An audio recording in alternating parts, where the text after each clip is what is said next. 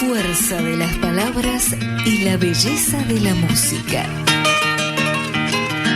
Radio Cultura, FM 97.9. Para entender a la Argentina es imprescindible amarla, pero amarla solo por lo que una vez fue es traicionarla. Nuestro compromiso es amarla por lo que puede llegar a ser.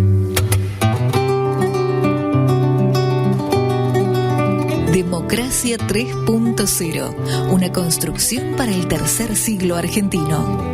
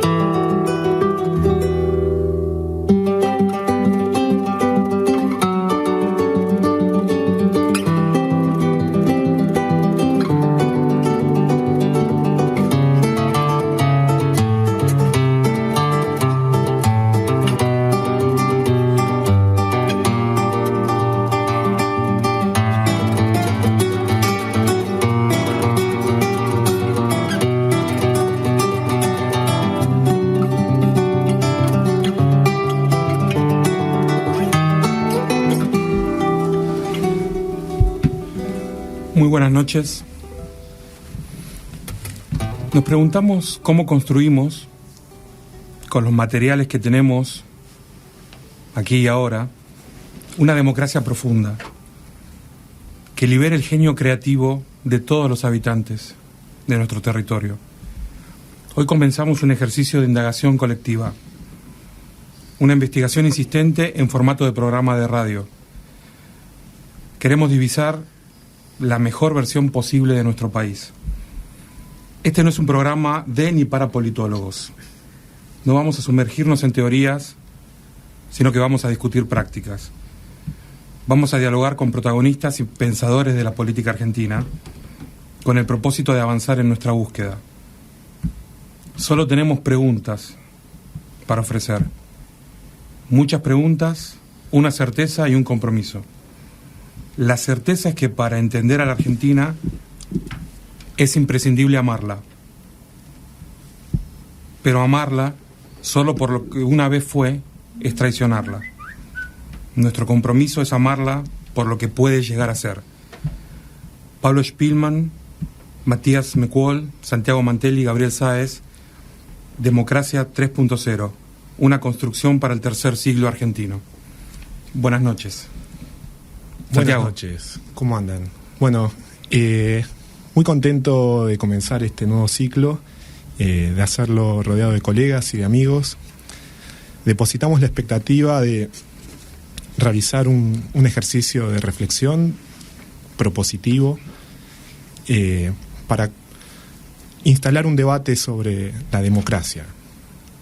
Esperemos que los oyentes nos acompañen, que podamos disfrutar todos este espacio y bueno, generar intercambios, ¿no? Buenas noches, un placer estar con ustedes. Empezamos este ciclo con mucha esperanza, con ganas de escuchar, de debatir, de aprender y muy contentos. ¿Qué tal? Buenas noches a todos. También muy felices de estar en este primer programa con invitados de lujo como nuestro amigo de la casa, Gustavo Marangoni. Estamos felices de poder tener este espacio donde poder intercambiar junto a grandes personas que tienen intereses en que a nuestro país, a la nación y a la construcción que estamos haciendo de esta democracia que hemos ganado pueda ser de beneficio para todos los argentinos. Gracias a ustedes por estar ahí y acompañarnos. Empezamos con una confesión. Cuando estábamos pensando a quién invitar para nuestro primer programa, teníamos un dilema similar al que recientemente tuvo Martino a la hora de patear los penales.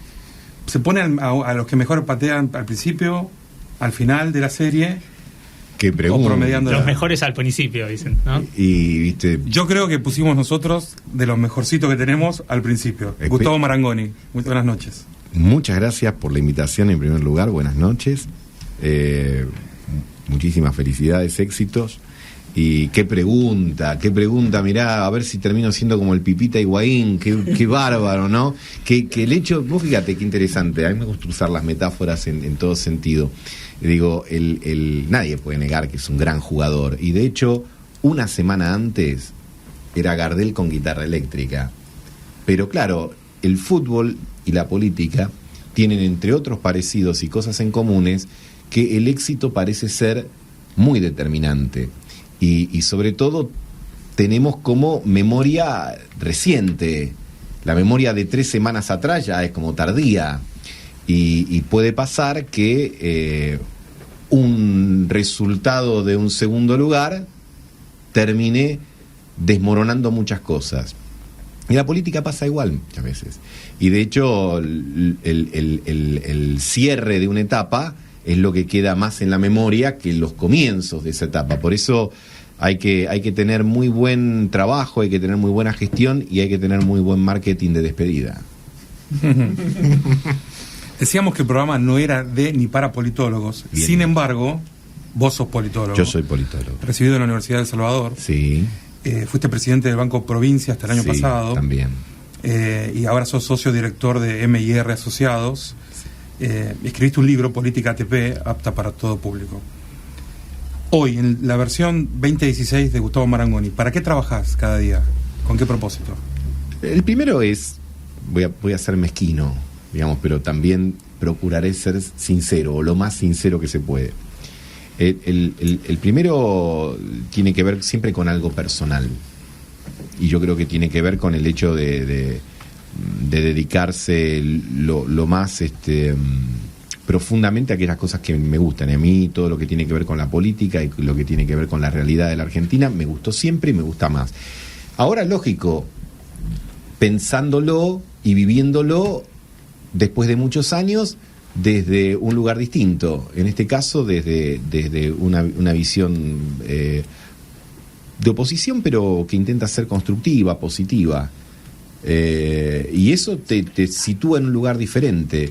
Y yo creo que nadie elige perder. Volvemos al fútbol, a todos nos hubiese gustado que la selección argentina fuese campeona del mundo, pero vos ante una pérdida o ante una derrota podés reaccionar de muchas maneras distintas. Y yo creo que tiene muchas cosas positivas perder.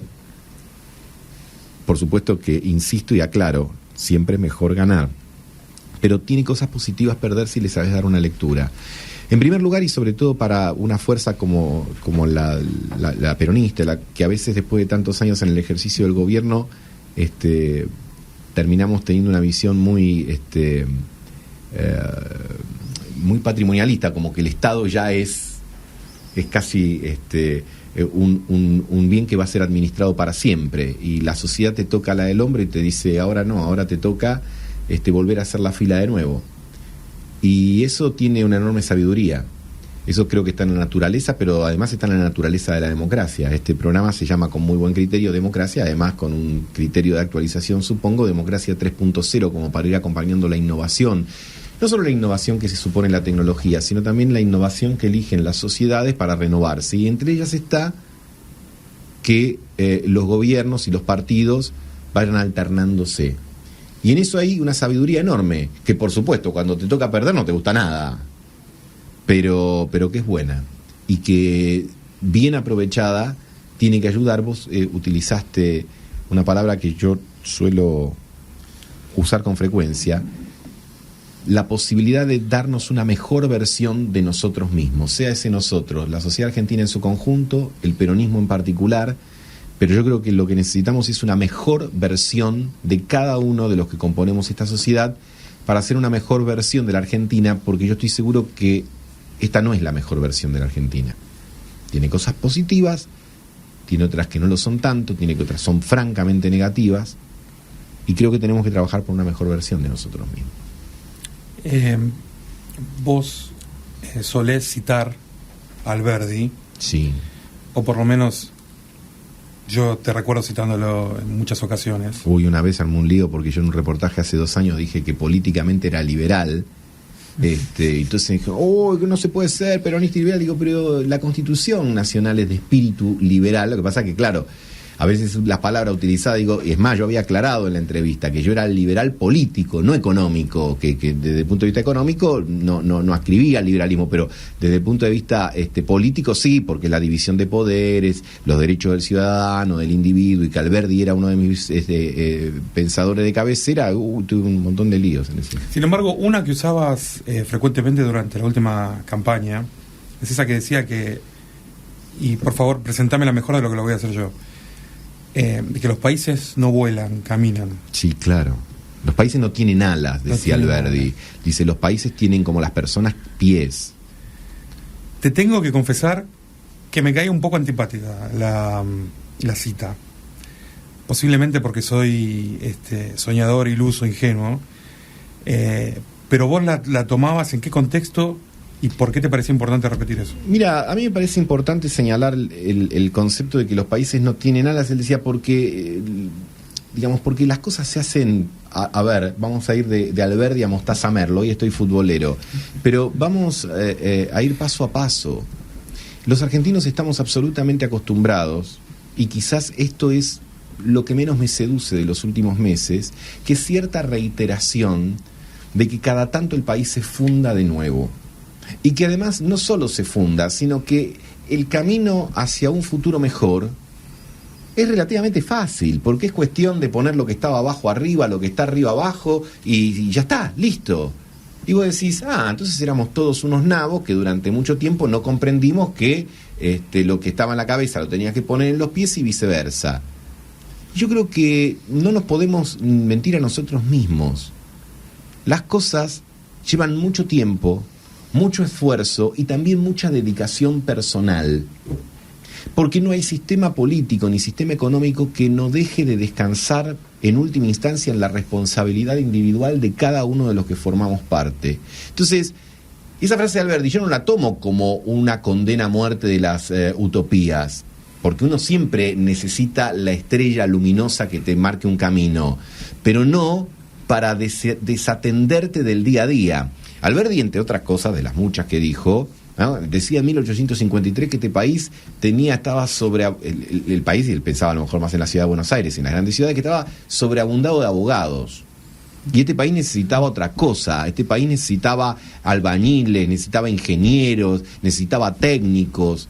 Y vos fíjate que 160 años después de lo que dijo Alberdi, sigue siendo cierto, con todo el cariño y todo el respeto a los abogados. Digo, esto correría, no dijo politólogo porque no existía, pero si decía politólogo estaba bien, digo yo, para que ningún abogado se enoje.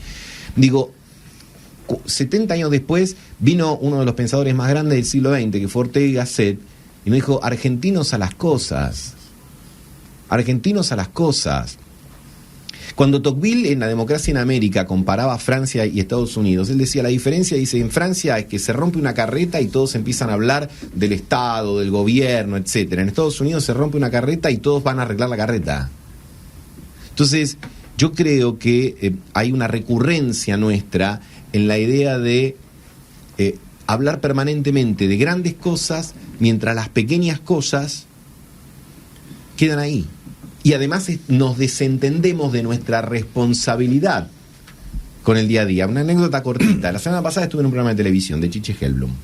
Antes de que me tocara participar, estaban pasando un informe sobre las calles ahí en Avellaneda, en la calle Aranguren, que estaban ocupadas. Bueno, había una serie de autos en doble fila donde estaban todos los que vendían ropa, digamos. Avenida Avellaneda.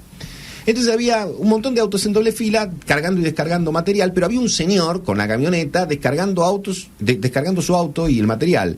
Entonces se acerca a la periodista y dice, bueno, y si usted está acá, dice, descargando en doble fila, dice, sí, dice, acá el problema que tenemos en esta ciudad y en la Argentina, dice, es que no se hacen respetar las leyes, dice, y él estaba, digamos, en una clara violación de la ley, digamos, y sin embargo estaba reclamando que la responsabilidad no era de él, entonces no nos hacemos cargo. Y entonces, conociéndonos, ¿a qué fuente recurrimos para tener esperanza? Mira, en primer lugar a a una cosa que me parece fundamental. Yo no estoy planteando con esto que está todo mal, porque a mí no me gusta esa idea de que la Argentina que está todo mal, porque tiene que ver con esto que hablábamos antes. Según algunos, ahora vivimos en la Argentina donde se hizo todo mal y en la que se va a hacer todo bien. Y saben una cosa, yo sé cómo termina esta historia. Termina que dentro de X cantidad de años van a venir otros que van a hacer exactamente lo mismo y van a decir, no, lo que estaba abajo tiene que estar arriba, lo que estaba arriba tiene que estar abajo. Y seguimos viviendo en una suerte de país jardín de infante, donde no terminamos de madurar absolutamente. Entonces, acá, digo, mi condición de que pueda señalar algunas cosas críticas no quiere decir que yo no vea que en estos meses hicieron cosas correctas. Y no tengo ningún problema en reconocer lo que a mi criterio, por supuesto mi criterio, yo no soy el que establece lo que está bien y está mal, hablo siempre desde mí, no puedo hablar de ningún otro lugar, en todo caso después habrá gente que se identifique o no con ello, pero digo, desde mi criterio hay cosas que se hicieron bien, hay otras que a lo mejor no se hacen tanto, pero bueno, se trata de sentarse, discutir, de ver la forma de arreglar, y sobre todo, que me parece también muy importante, y me parece una carencia que se nota, de la cual probablemente el gobierno tiene una responsabilidad, pero la oposición también, y no solo la política, sino las dirigencias gremiales, empresariales, etcétera, que es plantear hacia dónde vamos, para que todo no sea coyuntura.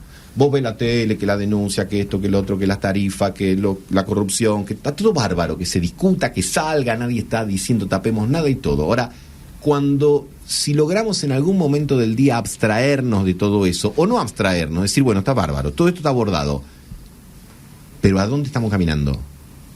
Bueno, en el camino ese de hacia dónde vamos, en el día a día, ¿cuáles son las rupturas y las continuidades que vos identificás o pensás como necesarias para llegar, digamos, a esa mejor versión de la Argentina y evitar el síndrome país jardín de infantes que decías? En primer lugar, vos señalaste algo importante. A mí me parece señalar las continuidades. A mí me parece bárbaro que en la Argentina haya una idea de que el Estado no se puede retirar de una presencia ni en lo social ni en lo económico. Me parece hasta razonable que el gobierno haya entendido que del punto de partida inicial, que a mi criterio era busquen la confianza y lo demás será dado por añadidura, porque vendrán las inversiones y las inversiones traerán el empleo y el empleo nos traerá la felicidad, comprender que es mucho más complejo que eso, que es una visión muy naif y además hasta si se quiere muy antigua. El Estado como un dador de confianza diciéndole a los mercados nos vamos a portar súper bien, y entonces el mercado diciendo entonces vamos a invertir en ese país. Ojalá funcionara, el mundo no tiene nada que ver con eso. No tiene nada que ver con eso. Entonces me parece que hay una comprensión de en lo económico, cuidar el consumo, por eso también esta medida de los jubilados, bla, bla, bla, bla, bla. Ahora, todo eso está fenómeno. La pregunta es, ¿hacia dónde estamos yendo? ¿Hacia dónde queremos llegar? Porque si vos no tenés el ordenador del destino pretendido final, ¿sobre la base de qué tomas medidas? Cuando vos elegís, es decir, de chico, ¿qué querés ser? Astronauta, abogado, politólogo, etcétera. Bueno, en función del objetivo, vos ibas primero eligiendo el colegio, después qué universidad, después las materias que dabas. Ahora, si vos no tenés más o menos claro a dónde querés marchar, un día estudiás historia del pensamiento político y al otro día estudiás odontología y al otro día haces una materia que tiene que ver con ingeniería, porque como diría Cicerón, para el que no sabe a dónde va, ningún viento lo favorece. Pero ¿cuándo reconoces que fue el último momento histórico en el que sí se reconocía el rumbo? ¿Fue reciente? ¿Es la normalidad reconocer el rumbo o es la excepción? Aquello de, digamos... A ver, aquello de que el búho de Minerva, ¿no? Despliega sus alas al atardecer, esa frase de Hegel, digamos, como diciendo, el conocimiento llega tarde, digamos, ¿no? El asesino es el mayordomo, lo sabés cuando terminaste de ver la película o la obra de teatro. Digamos, eso está. Digamos, yo no estoy pidiendo que alguien me diga con lujo de detalle lo que va a pasar dentro de 5 años. Sí. Ahora, me parece a mí, tampoco estoy tan seguro de que haya habido un momento ideal en la historia argentina. Creo sí que hubo 2 proyectos claros en el país. y que del divorcio de esos proyectos de alguna manera vino los problemas para la Argentina. Uno fue el proyecto alberdiano, que tuvo materialización en lo que conocemos como organización nacional, y el otro fue el proyecto peronista. Uno fue un proyecto de libertades individuales y de mucha confianza y de una Argentina plenamente insertada al capitalismo internacional, y el otro fue el que le abrió las puertas a las masas al sistema político, económico y social argentino. Lamentablemente, esos proyectos fueron presentados como antitéticos durante mucho tiempo. Y eso me parece realmente una parte de la crisis de la Argentina del siglo XX. Plantear que la modernidad y la inclusión, como diríamos ahora, tienen que estar enfrentadas naturalmente. Bueno, eso nos alejó de lo que yo creo, por ponerle un título, que tiene que ser el paradigma ordenador, que es el desarrollo. Y el desarrollo es un paradigma que no necesariamente es un paradigma económico primero, es un paradigma de naturaleza política, mental, intelectual, cultural. Para mí desarrollo no es solamente que la gente tenga el laburo y un buen ingreso para hundirse en un festival de consumo. Me parece bárbaro que la gente consuma, digo, pero la vida es más que eso. Entonces el desarrollo tiene que ver con otras cosas. Sí, vos ahí mencionás que, bueno, para que haya desarrollo económico tiene que haber un desarrollo político, y que parte de ese desarrollo político es complejizar un poco la toma de decisiones. Sí. ¿Me equivoco? ¿Podés explicar un poco cómo ves vos? Te lo explico súper coloquial. Y esto es un problema que los peronistas tenemos todavía, no lo podemos superar, porque en nuestro ADN fuimos fundados por un militar, todo de arriba hacia abajo. Es más, el peronismo fue una revolución de arriba hacia abajo, no de abajo hacia arriba.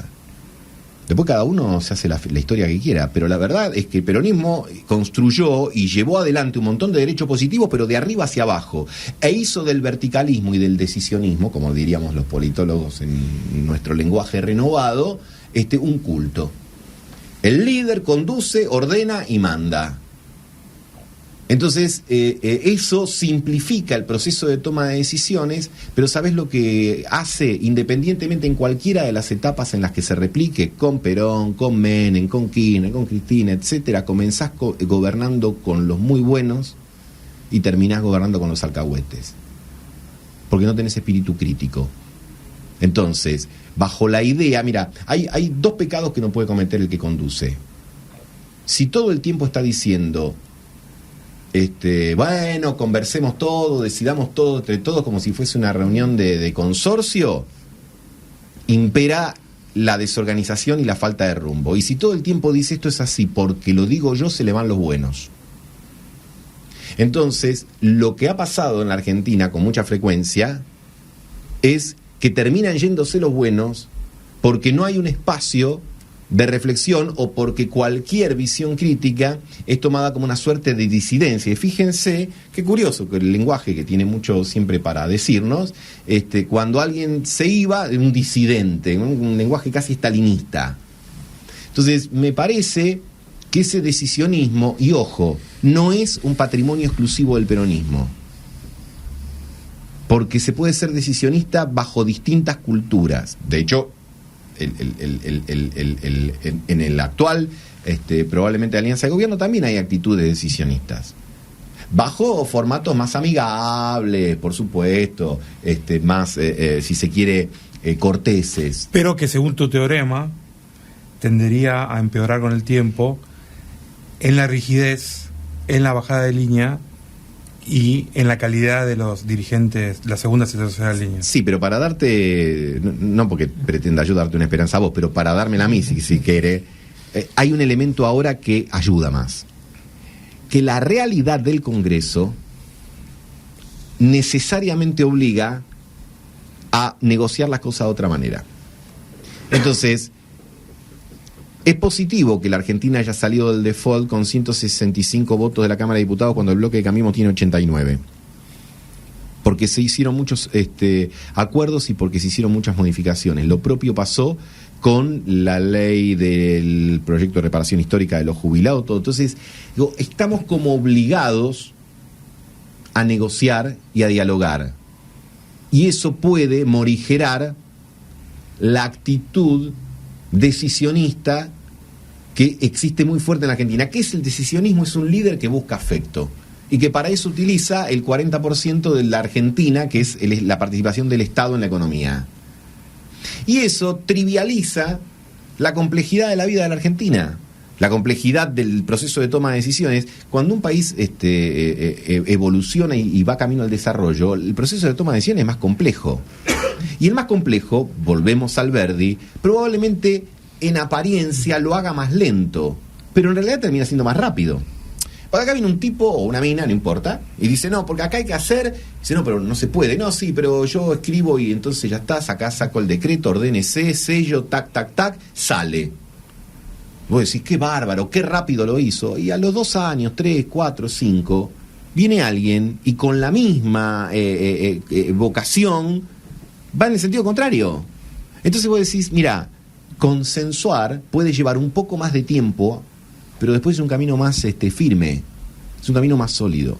Y yo creo que tenemos que apostar a eso.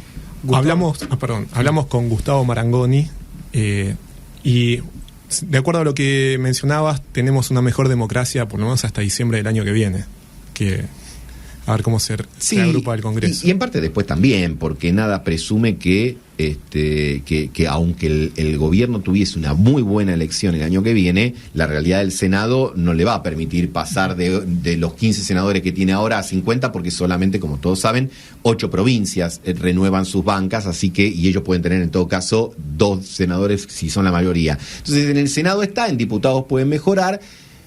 Ahora, sabemos también que en democracia muchas veces se suelen dar pases, cooptaciones, etcétera. Entonces yo digo, en realidad, tenemos que hacer un ejercicio no solo introspectivo respecto a mirarnos a nosotros mismos y a mirar nuestro pasado, sino también ver qué es lo que está pasando en el mundo. Entonces cuando vos ves que en Brasil, un sistema político que está súper fragmentado a nivel partidario, hay crisis. En España, donde hay una suerte de bipartidismo atenuado, hay crisis. En Argentina, donde hay 2 culturas de poder, pero una que era muy predominante, peronismo, estamos pasando un estrés político. Y así podés repasar, entonces decir, ¿no será que lo que está en crisis es un paradigma de la política del siglo XX que no responde a las demandas de lo que ustedes denominarían con razón la democracia 3.0? Que todavía en algunos aspectos tenemos instituciones decimonónicas, siglo XIX, pero esto queda bien sacarle un sobrecito de azúcar y decir decimonónica es un término que garpa, le digo a nuestros oyentes. Digo, no tenemos instituciones decimonónicas en algún aspecto, no tenemos todavía una cultura de la imprenta, cuando hoy está en la cultura de las redes, de la imagen, de lo visual, y tenemos estrés para hacer combinar todo eso. Digamos que sí. Yo creo que algo de eso hay. Sospechamos que sí. Yo creo que sí. De hecho, no solo son decimonónicas, sino que no son autóctonas, en el sentido de que no ha la creatividad supuestamente argentina, corporizada en personajes como Alberdi, Sarmiento y otros, no ha tenido la influencia necesariamente, o por lo menos no se ha copiado el ejemplo de ellos como hubiéramos... Bueno, no era autóctona en 1853, pero cuando vos ya convivís 160 años con algo, viste, ya es parte tuya de alguna manera. Entonces, a ver, yo creo que hay que ser acumulativo. La generación del 80 le dio cosas extraordinarias. Es más, inventó la Argentina. No es cierto que la Argentina... O sea, a ver, no me quiero poner en contra de nadie y yo el 9 de julio voy a estar con mi escarapela y voy a estar festejando los 200 años. Pero haciendo una aclaración, la Argentina no cumple 200 años. La independencia cumple 200 años. La Argentina no existía en 1816. La Argentina es un invento posterior y yo diría que es un invento exitoso del llamado... digamos, de la Constitución del 53 para adelante y de la llamada generación luego del 80, porque fue la que creó el Estado. Mirá qué paradoja, los liberales crearon el Estado en la Argentina. Y eso tuvo un montón de elementos positivos. Y el peronismo también tuvo un montón de elementos positivos. Y lo propio Frondizi y los radicales, por supuesto. Entonces yo digo, mira, vamos a hacer una cosa. Vamos a reconocer lo positivo de todo eso. Por supuesto que hay algunas cosas en las que podremos diferir. Y también, viniendo más cercano en el tiempo, yo creo que un ánimo más sereno y más tranquilo nos tiene que dar la posibilidad de saber que Que en los últimos 12 años se cometieron errores y horrores, no cabe ninguna duda. Ahora, pensar que fueron un todo compacto de corrupción sería poner a todos los argentinos, a los millones de argentinos que votaron sistemáticamente en esto, en una situación, me parece a mí, de una profunda injusticia. Habrá que también hacer un balance equilibrado para no tirar por la ventana décadas enteras, como se hizo inclusive en la Argentina con los 90. Todo lo que había pasado en esa década estaba mal, y hasta los 90 todavía en nuestra concepción mental conlleva un bloque que tiene que ser rechazado de consumo. Y vos decís, pero pará, porque de esa década, por ejemplo, fueron todos los tratados de paz con Chile, que terminaron con los conflictos limítrofes de la Argentina.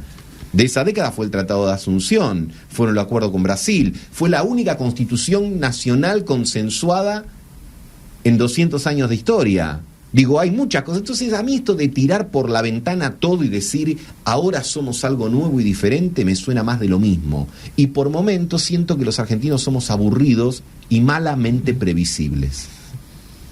Vos como peronista incluso ves un mérito más de la década del 90, respecto a un abrazo de Menem con... Uy, ¿sabes cómo? Ahí sí que puedo usar una palabra, me putean algunos de mis compañeros, pero yo creo que en su momento ese abrazo entre Menem y Almirante Rojas buscaba de cerrar una historia de 30 años de enfrentamiento.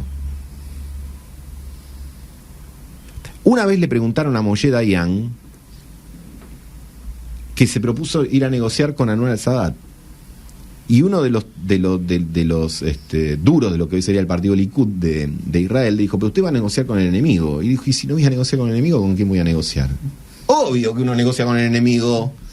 Y cuando vos tenés que perdonar en la vida, ¿a quién perdonás? A alguien que seguramente te hizo algo malo, si no, no hay perdón. ¿Qué gracia tiene? Y es una cita que la dijo alguien mucho más importante que yo. ¿Qué gracia tiene perdonar a aquel que digamos, al que es de la familia, al que es hijo? Es persona fácil, eso no tiene ningún mérito. El mérito es poder cerrar heridas y tender puentes con aquellos que alguna vez te han dañado, con aquel que alguna vez te señaló como enemigo. Porque hay capítulos de la historia. A ver, la historia de un país es como un libro. Los capítulos tienen que terminar. Los capítulos tienen que terminar. Porque si no, estamos permanentemente reescribiendo un capítulo y no pudiendo pasar al siguiente. Entonces algunos salen con la demagogia, pero entonces eso está legitimando la impunidad o esto. No, que nadie se confunda.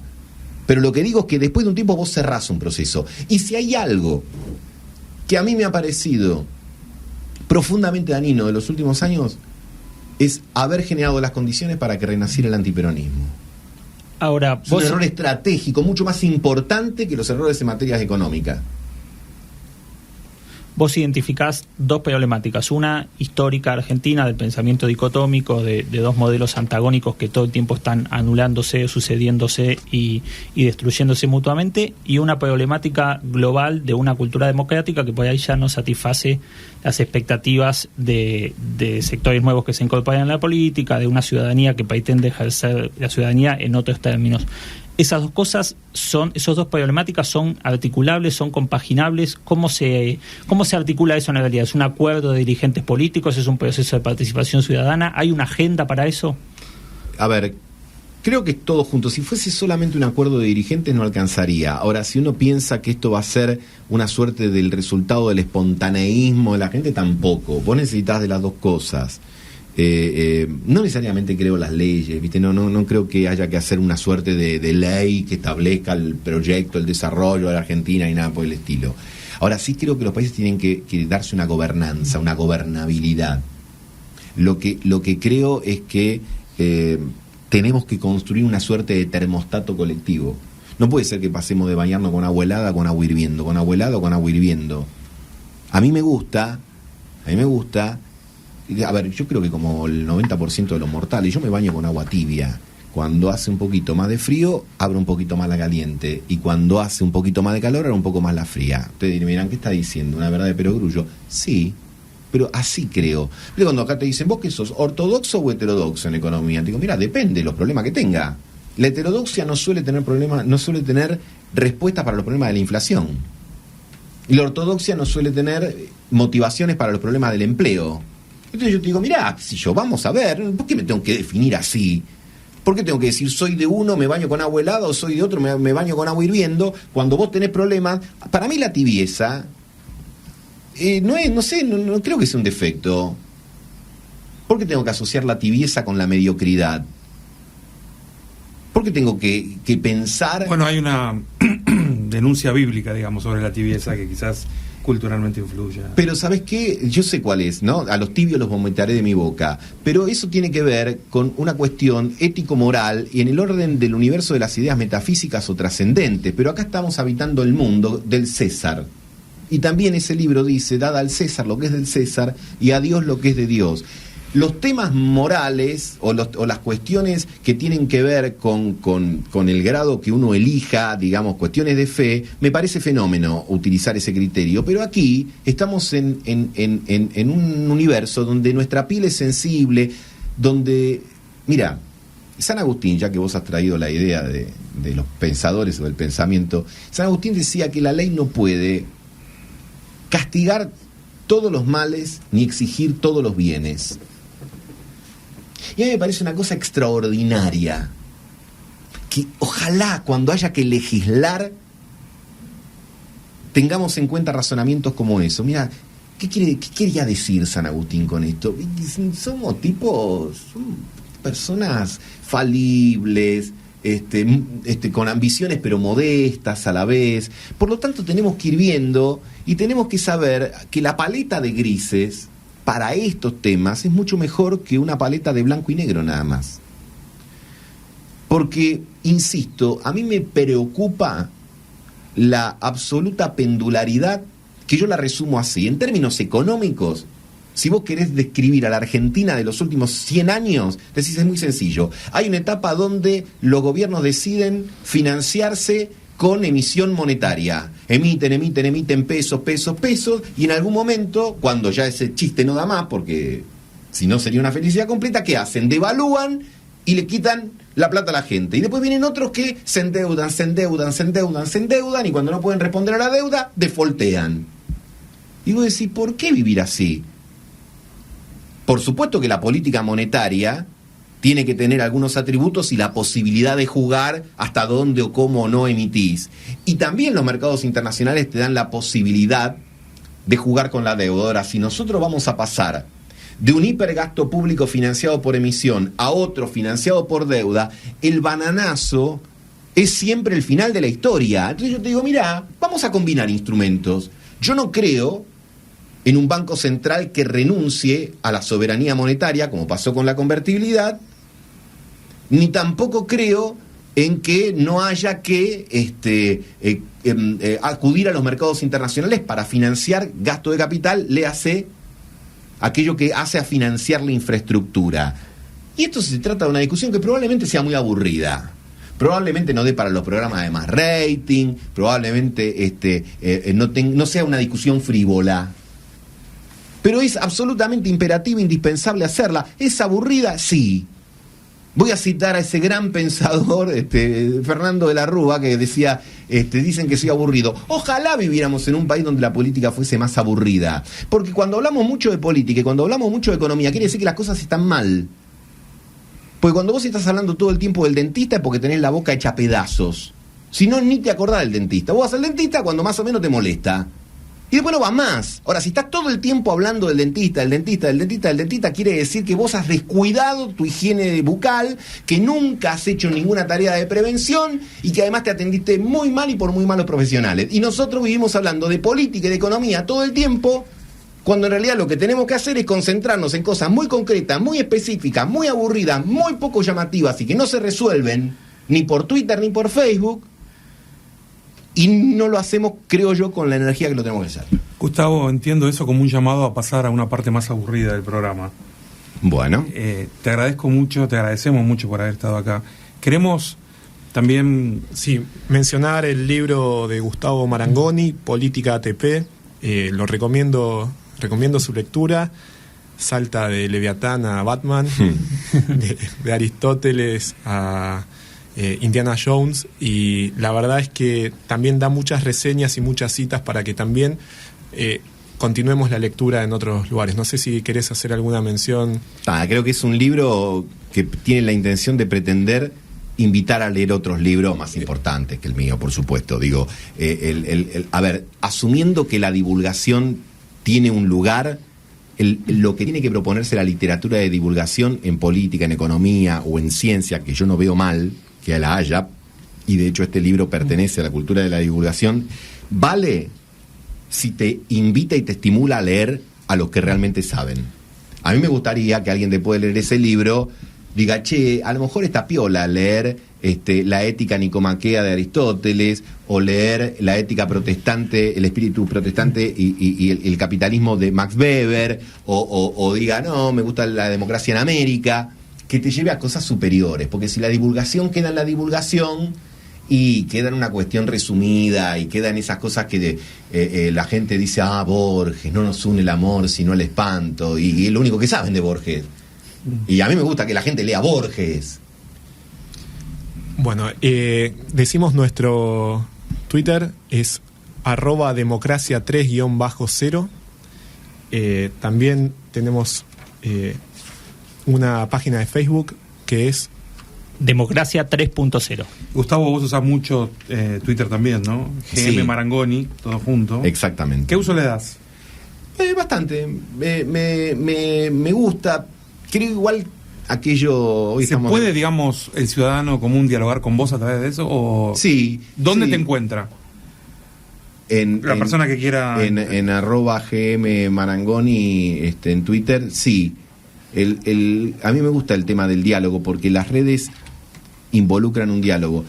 Y ahí hay una cita evangélica que iría bien para esto, digamos. A veces se quiere guardar el vino nuevo en odres viejos. Se quiere utilizar el tema de Twitter, pero con la lógica de lo anterior. Entonces no sirve. Si yo utilizo el Twitter o las redes simplemente para decir algo, pero no para dialogar, no se da. Ahora, la cantidad de resentidos y de frustrados que hay también, que lo único que ven es un canal de agresión o de un cinismo berreta y pueril, utilizando las redes, a veces no permite hacer esto, ¿no? Cuando vos lees a alguno que en su vida, no sé, se puso un botín y le pone Messi fracasado, y vos decís, madre de Dios, ¿quién será este tipo que dice semejante barbaridad? O alguien que, no sé, insulta a cualquier pensador más o menos trascendente y dice, ese es un nabo que no sabía nada, y vos decís, bueno, ese es el problemita, es la contraindicación que tienen las redes. Y a veces cualquier nabo dice cualquier cosa. ¿Estás blindado? ¿Te sentís blindado?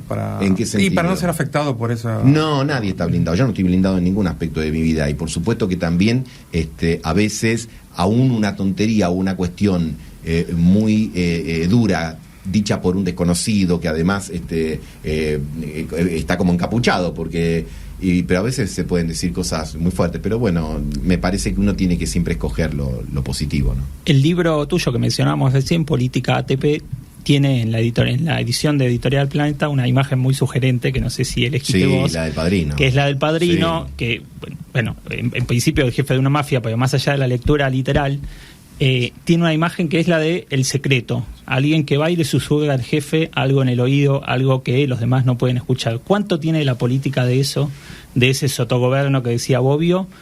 ¿En qué medida eso es necesario? ¿En qué medida es imprescindible eso? Que si los demás escucharan o si todos escucharan, se alejarían de la política. ¿Y cómo contrasta eso con esta apertura y con esto de, bueno, dialoguemos un poco con las redes, por canales institucionales o lo que sea, pero cuánto necesita la política de un ingrediente y cuánto de otro? Tu pregunta es extraordinaria y justificaría y merecería un solo programa para responder esa pregunta. Te invitamos el miércoles que viene. Te digo por qué. Porque la idea de la transparencia, que yo suscribo, pero tiene un aspecto donde después se termina siendo una suerte de elogio de la pornografía. Nadie vive toda su vida exponiéndola tipo casa de Gran Hermano. Y además los que lo hacen, a mi criterio, necesitan por lo menos un psicoanalista. Tiene que haber ámbitos de nuestra vida, y ámbitos no solamente de nuestra vida privada, sino también de nuestra vida de decisión, donde uno naturalmente se recluye o no la pone en una vidriera. Y esto me parece que conlleva, esta idea de la transparencia total, conlleva una idea de una gran hipocresía, que es muy dañina, que es absolutamente dañina en todos los ámbitos, pero fundamentalmente en la política. Si esto fuese una reunión de gabinete, nosotros no la podríamos transmitir por televisión y en radio en directo, porque uno necesita la espontaneidad, necesita el decir una idea en voz alta. Entonces, imagínate si vos tuvieses una cámara que te sigue a todos lados. ¿Quién no dice alguna vez, cuando te cruzás una calle, una cosa así, un insulto o un pensamiento políticamente incorrecto? Eso también es parte de la vida. Entonces, detrás de la idea, digamos, y esto no es hacer el elogio del secreto, pero sí de la intimidad. Y no solo de la intimidad en términos personales, sino también de la intimidad que se necesita para tomar decisiones importantes y trascendentes en cualquier orden de la vida, que vos no lo sometés a una votación de Twitter.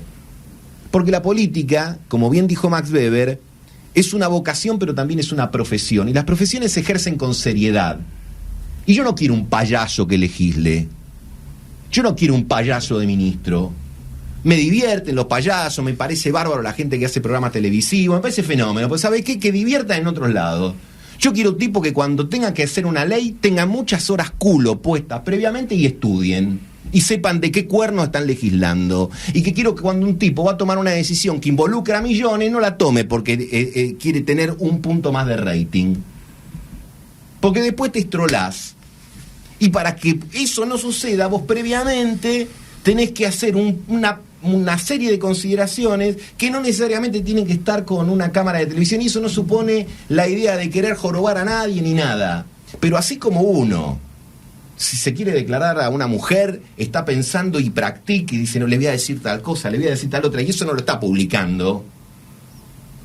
Y así como cuando diseñas una estrategia en cualquier ámbito de tu vida, necesitas practicar y necesitas cierto desarrollo de la soledad. Bueno, esa es la contracara que me parece que no se da con un debate correspondiente respecto a esta idea de hagamos el culto de la transparencia, donde me parece que terminamos finalmente haciendo un culto a la frivolidad absoluta y donde el más efectista y no el más efectivo es el que termina ganando. Gustavo, una personal que quería hacerte. Hablamos de democracia y siempre se nos vienen un montón de ideas, ¿no? Y conceptos, a veces un poco abstractos, pero la realidad es que la democracia, las instituciones, está representada por personas, ¿no? Vos quizás hablaste hace unos minutos de esto, quizás vos fuiste una de las primeras voces dentro de tu espacio que empezó a advertir lo que estaba pasando y que había que hacer algunos cambios y reconocer algunas cosas. Y fuiste criticado también por gente de tu espacio por elevar esta voz, ¿no? Nos interesa también el costo personal que asumen las personas cuando se dedican a esto. ¿Cómo vos convivís con ese costo? No solamente de tratar de hacer las cosas bien, sino de que no siempre a todos le gusta lo que uno dice o hace, ¿no? Pero eso viene parte del combo.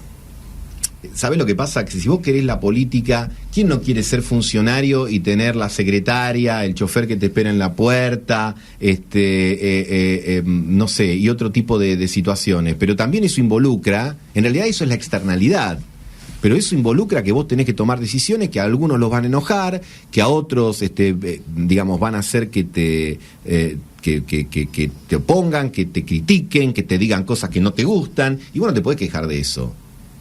Porque en la vida, ahí hay una infantilidad política, pero también se traduce en otras cosas.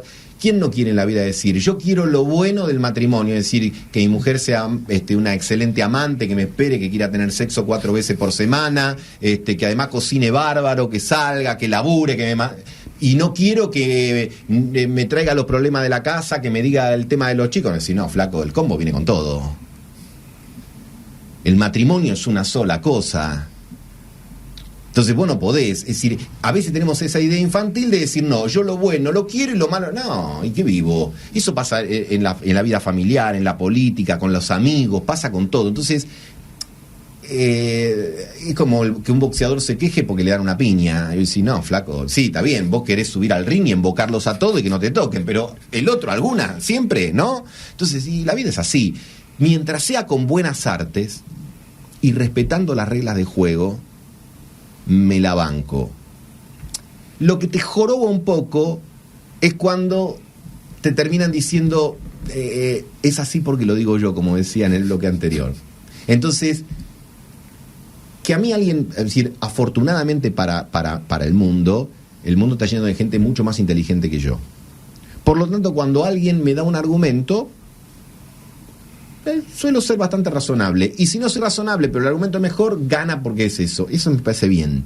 Ahora, que alguien venga y te diga, no, esto es así porque yo soy el jefe, o esto es así porque vos por lealtad partidaria tenés que tal cosa, y yo te digo, y pará, está bien, yo puedo aceptar. Tampoco soy parte de un conjunto de librepensadores, ni un gobierno es un centro de estudiantes, y por lo tanto vos tenés que tener muchas veces la orgánica de decir, bueno, lo planteo acá, lo planteo acá. Ahora, cuando siempre termina imponiéndose el tema de la autoridad, ¿sabes lo que pasa? Lo que pasa en el orden de la física con los objetos que no son flexibles. Se quiebran, se rompen, no perduran. Entonces, esa rigidez y ese autoritarismo no lleva a ningún lado. A mí nunca me gustaron los autoritarismos, primero porque me gusta mucho la idea de la libertad. Creo que la libertad de los individuos es sagrada. Somos sujetos si somos capaces de ejercer plenamente nuestra libertad. Y creo en el espíritu sagrado de eso. Pero creo fundamentalmente que los autoritarismos que se proponen como atajos terminan siendo callejones sin salida. Y así nos termina yendo. Hablamos de historia, hablamos de libros, de lecturas. Decinos brevemente, te proponemos este ejercicio. Si tuvieras que escribir anticipadamente un párrafo ideal en un libro de historia que describa la década que va desde 2015 a 2025, ¿cómo te gustaría que fuera? La del desarrollo, la de la madurez, la de la sensatez. Me gustaría que nos propongamos cuestiones más tranquilas. Si vos me decís, acá me sale todo lo que fue del banco, pero si vos me decís, lo económico digo, si vos me decís, mirá, vamos a crecer 10 años al 3% anual, 4 porque estamos súper excitados, estamos contentos, yo te digo, firmo ahora. Si vos me decís, mirá, vamos a bajar en estos 10 años la pobreza a la mitad, no cero, no digamos pavada, no hagamos, porque hasta un cool la demagogia es intolerable. Aunque sea cool, aunque sea, viste, una cosa así bien presentada, con mucho globo y todo, aún así no es deseable. Entonces yo te digo, mira, propongámonos objetivos razonables y mejorar un poco las cosas, porque no nos engañamos mucho tiempo. Afortunadamente hemos progresado, porque antes los engaños que nos hacíamos conllevaban sangre, enfrentamientos, proscripciones horribles. En eso hemos mejorado. Pero como en última instancia también el mundo ha mejorado en eso, yo todavía no puedo ver el diferencial. Y como sigo pensando que tenemos un país subadministrado, algunos dicen, no, hay que pensar la Argentina, que más idea. Y yo digo, mira, yo no sé si hace falta más idea, porque la Argentina está sobrepensada y subadministrada. Entonces, me parece que vamos a tener que elegir algunas ideas fuerzas, la del desarrollo a mí me parece un buen paraguas, y administrar mucho, pero no en el sentido de la gestión eficientista, porque para administrar no solo se requiere conocimiento técnico, se requiere una enorme sensibilidad social para que el día de mañana no salga un ministro que hizo un zafarrancho enorme y te dice, yo tengo que cumplir con una planilla de Excel.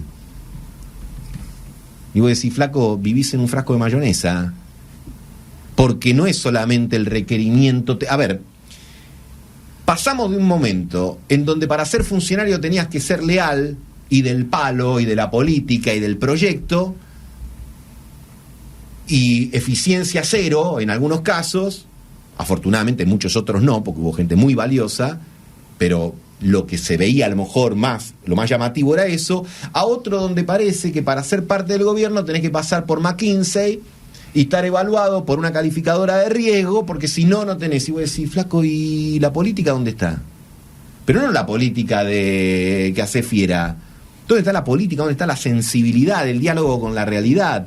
La definición de lo posible. Bueno, Ese es el termostato que tenemos que hacer, que un tipo pueda tener una identificación doctrinaria, pero que además sepa que las cosas hay que estudiarlas y que vos no acomodás los precios a patadas, ni lo del INDEC ni lo de la calle, pero que no te podés morir de un error de imprenta, como decía Roberto Art, porque vos diseñaste tu programita de gobierno y no te coincide con la realidad. Mirá vos qué cosa. Entonces, como no te coincide con la realidad, lo mirás a la realidad y le decís, muchachos, yo tengo la planilla de Excel, ustedes se tienen que ajustar acá. Y vos decís, no es así. ¿Qué tiene que ver eso con la política? Además, y que nadie tome como una chicana de mal gusto, pero esto lo intentó Onganía 40 años atrás cuando hacía sus en esa época no había PowerPoints, pero cuando hacía sus esquemas y decía, no, primero el tiempo económico, después el social y por último el político. Por Dios, que nadie piense que estoy haciendo una comparación, para nada. Lo que digo sí, que la idea de que la política daña y que la técnica nos salva no es nueva. Y que la contraparte de eso, de que todo es política y por lo tanto no hace falta ni estudiar mucho, ni ser muy profesional, porque esto, al fin y al cabo, dame un poquito de poxipol, 2 fósforos, un escarabahiente y yo te lo arreglo, tampoco lleva nada. Gustavo Marangoni, pensador y actor de la política argentina. Muchas gracias. Gracias por la invitación y mucho éxito en el programa. Gracias. Hasta el miércoles que viene. Democracia 3.0. Idea y producción de Grupo Juramento.